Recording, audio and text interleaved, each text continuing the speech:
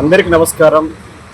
79వ స్వాతంత్ర వేడుకలను ఉద్దేశించి ఎర్రకోటపై నుంచి దేశ ప్రధానమంత్రి నరేంద్ర మోడీ గారు 103 నిమిషాలు చేసినటువంటి ప్రసంగం ఈ దేశం యొక్క ప్రతిష్టను భంగపరిచే విధంగా ఉంది.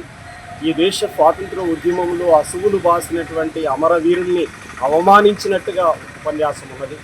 ప్రధానంగా ఆర్ఎస్ఎస్కు అంధభక్తుడైనటువంటి నరేంద్ర మోడీ గారు స్వాతంత్ర దినోత్సవం సందర్భంగా ఇలాంటి ప్రసంగాలు చేయాల్సినటువంటి అవసరం ఉందా అని కనుక మనం పరిశీలిస్తే, స్వాతంత్రోద్యమంలో పాల్గొనకుండా బ్రిటిష్ వాళ్ళకి మోకరిల్లినటువంటి వాళ్ళు, బ్రిటిష్ వాళ్ళకి లొంగిపోయినటువంటి వాళ్ళు ఈరోజు అసలు శిస్తులైనటువంటి దేశభక్తులు అని చెప్పేటువంటి పద్ధతులలో ఆయన మాట్లాడారు.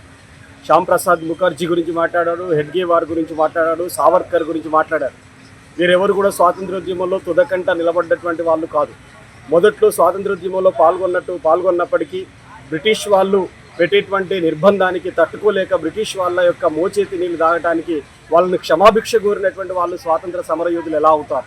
ఈ స్వాతంత్రోద్యమంలో పాల్గొని నవ్వుతూ ఉరికంబం ఎక్కిన భగత్ సింగ్ గురించి దేశ ప్రజలకి పల్లెత్తు మాట మాట్లాడలేదు నరేంద్ర మోడీ గారు.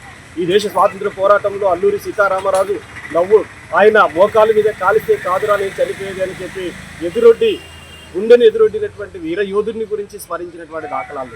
అయినా స్వాతంత్రోద్యమంలో మత